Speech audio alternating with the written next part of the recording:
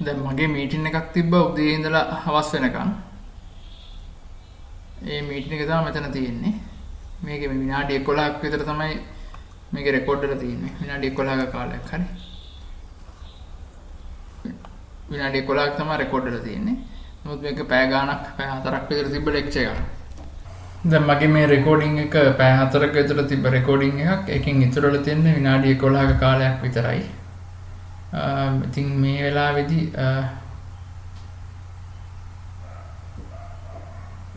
ඉතින් මේ විදිහේ අවස්ථාවකදී අපිට කරන්න පුළුවන් මේ ඩබල් ක්ලික් ටු කන්වර්ට් කියන මේ අයිකන් එක උඩ ඩබල් ක්ලික් කරපුවම මෙන්න නැත්නම් රයිට් ක්ලික් කරලා ඕපන් විත් zoom දුන්නාම zoom වලින් ඕපන් වෙලා අර නතර වෙච්ච කන්වර්ෂන් එක කියන්නේ වෙච්ච නැති කන්වර්ෂන් එක මේ ස්ටාර්ට් වෙලා කන්වර්ට් වෙලා ඉවර වෙනවා. සාමාන්‍යයෙන් එහෙම වෙනවා. නමුත් දැන් මේකෙදි ප්‍රශ්නේ තියෙන්නේ මේ අයිකන්ස් දෙක උඩම ක්ලික් කරලා zoom වලින් ඕපන් කරලා ඕපන් වෙලා ක්ලෝස් වෙනවා. එතනින් එහාට කිසි දෙයක් රන් වෙන්නේ නැහැ.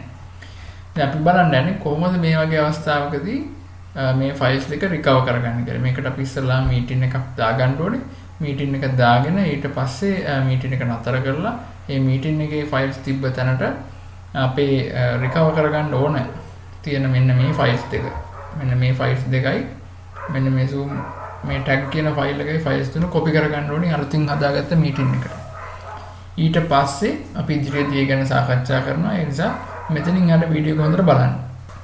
මේකදී අපි කරන්නේ ඉස්සලා මෙන්න මේ අපට ඕනේ double click to convert කියන මේ ෆයිල් එකයි මෙන්න මේ tag ෆයිල් එකයි කියන ෆයිල්ස් තුන අරගෙන අලුතින් මීටින් එකක් හදලා ඒ මීටින් එකේදී රෙකෝඩින් ස්ටාර්ට් කරලා රෙකෝඩින් එක පෝස් කරලා මීටින් එක નિયમિત පරිදි end meeting for all කියන ඔප්ෂන් එක දාලා මේ මීටින් එක නතර කරනවා.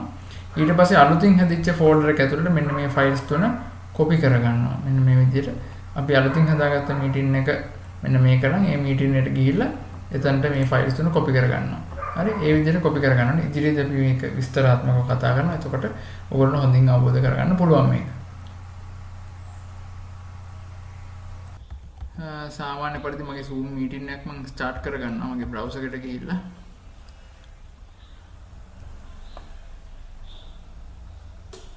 මම මේ වෙලාවේ මීටින් එකක් දාගන්නවා. දාලා මීටින් එක ඕපන් කරගන්නවා. ඊට පස්සේ ඕපන් කරලා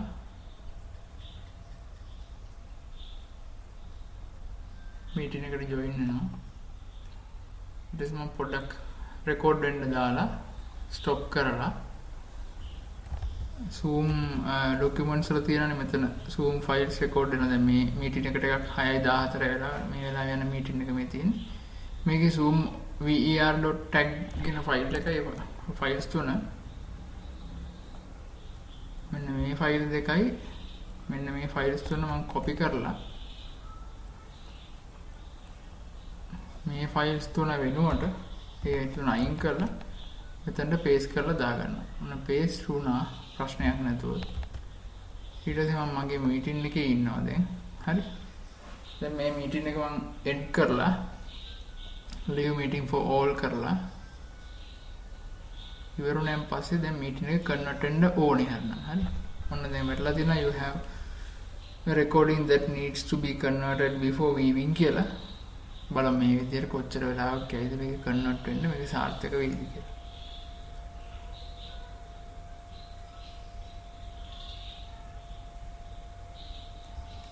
මේ හේතුව ගොඩක් වෙලාවට මේ මීටින් එකේදී මීටින් එක හරියට එන්ඩ් කරන්නේ නැතුව අපි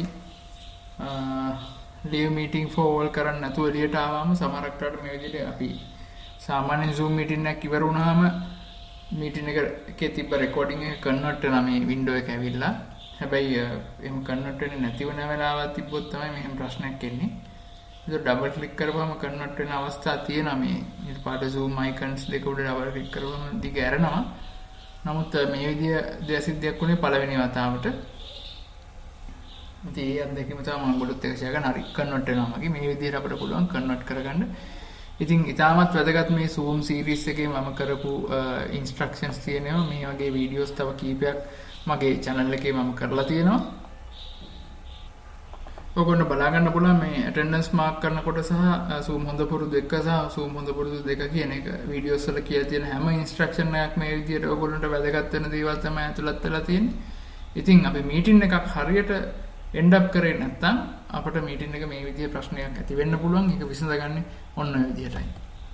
දැන් මේ මීටින් එක මේ විදිහට කන්වර්ට් වෙගෙන යනවා.